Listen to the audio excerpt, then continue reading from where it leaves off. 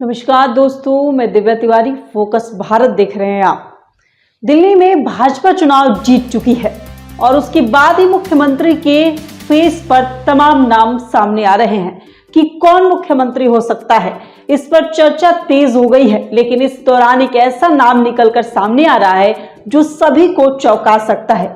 वो नाम है कुमार विश्वास का। जी हाँ, वही कुमार विश्वास जो एक समय आम आदमी पार्टी में हुआ करते थे।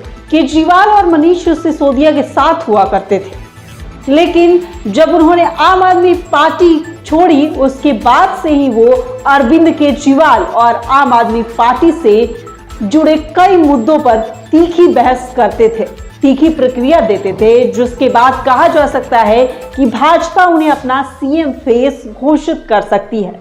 लेकिन दोस्तों, आपको ये भी बताते चले कि जब से कुमार विश्वास ने आम आदमी पार्टी छोड़ी थी, उसके बाद से ही आम आदमी पार्टी पर, खास तौर पर अरविंद केजरीवाल पर वो तीखे हमला बोलते रहे।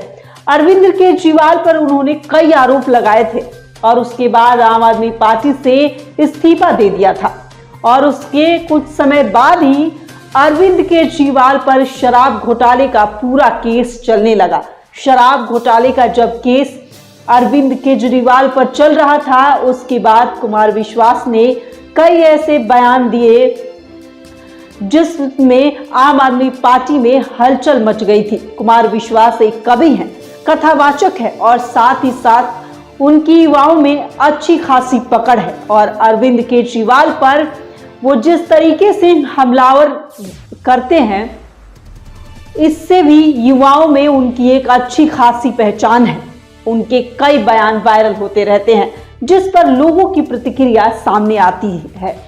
और इसके साथ साथ दोस्तों, कुमार विश्वास को बतौर कवि भी बहुत लोग पसंद करते हैं, उन्हें फॉलो भी करते हैं, जिस वजह से कहा जाता है कि भाजपा उन्हें अपना सीएम फेस दिल्ली में घोषित कर सकती है।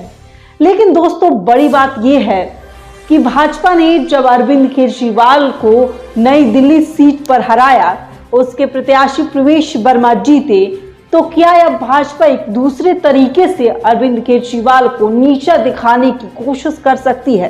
ये भी सवाल उठ रहा है, क्योंकि कुमार विश्वास एक समय पर अरविंद केजरीवाल के साथ थे, एक समय पर आम आदमी पार्टी के साथी थे।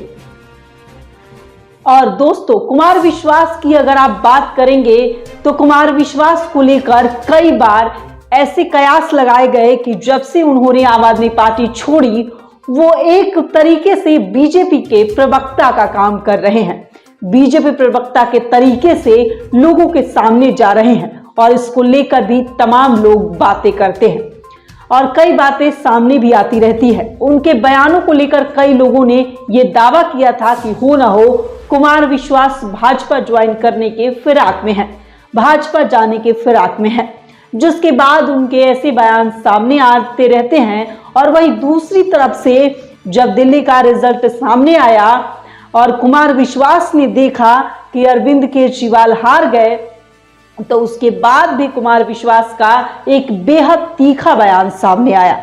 कुमार विश्वास ने अरविंद केजरीवाल की हार को लेकर काफी बड़ी बातें कही और साथ ही साथ भाजपा को दिल्ली में जीत की बधाई भी दी।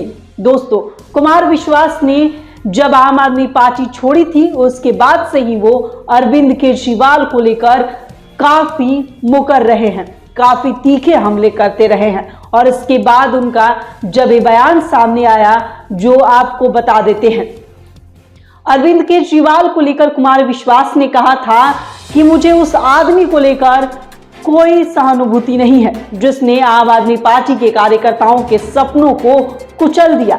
दिल्ली अब उनसे मुक्त हो गई है। उसने उन सपनों का इस्तेमाल कर अपनी निजी महत्वाकांक्षाओं के लिए किया। आज न्याय मिल गया। मैं जीत के लिए भाजपा को बधाई देता हूं। मुझे उम्मीद है कि पार्टी दिल्ली के लोगों के लिए काम करेगी। और कुछ इस तरीके से बयान सामने आ जाता है तो चर्चाएं और तेज हो जाती है।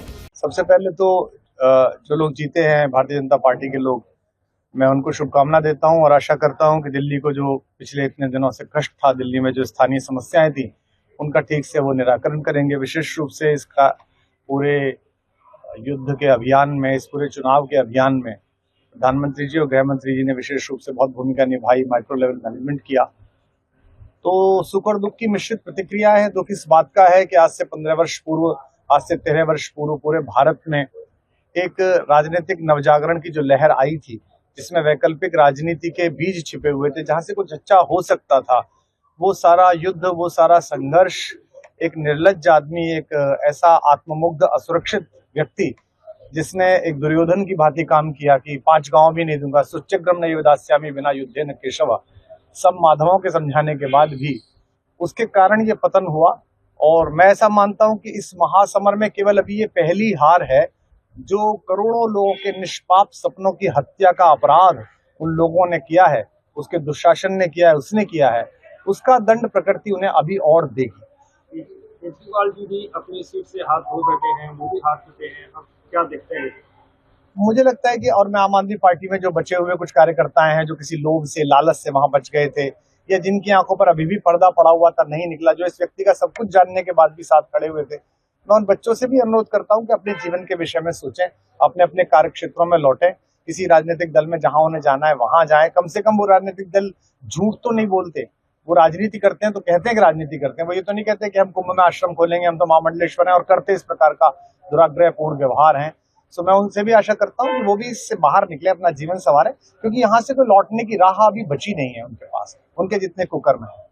आप जब से इसकी स्थापना हुई है पार्टी की, तब से इनके साथ थे, अब इस तरह की स्थिति है, क्या बोलते? देखिए, मैं तो मेरी राजनीतिक टिप्पणी करने का कोई वो भी नहीं है। मैं तो केवल ये है कि आज का दिन एक ऐसा दिन है जो मेरे जैसे असंख्य करोड़ों, मैं तो फिर भी लोकप्रिय हूँ, ईश्वर की कृपा है, भगवान राघवेंद्र सरकार की कृपा है कि जनता प्रेम करती है, भगवान माधव की कृपा है कि जनता प्रेम करती है, लेकिन असंख्य बच्चे, असंख्य युवा, असंख्य बूढ़ों जिन्होंने सोचा था कि भ्रष्टाचार मुक्त भारत बनेगा, जिन्होंने आशाएं पैदा की थी, वो मित्र हंता व्यक्ति, गुरु हंता व्यक्ति, पारिवारिक मर्यादा तोड़ने वाला व्यक्ति, वो बच्ची जिसने 17 साल 18 साल की आयु में अपना जीवन पूरा उसके चरणों में सौंप दिया, काम करते रहे, उसे अपने घर बुला के पिटवाने वाला व्यक्ति, उसको अपने पाप कर्मों का फल मिला है।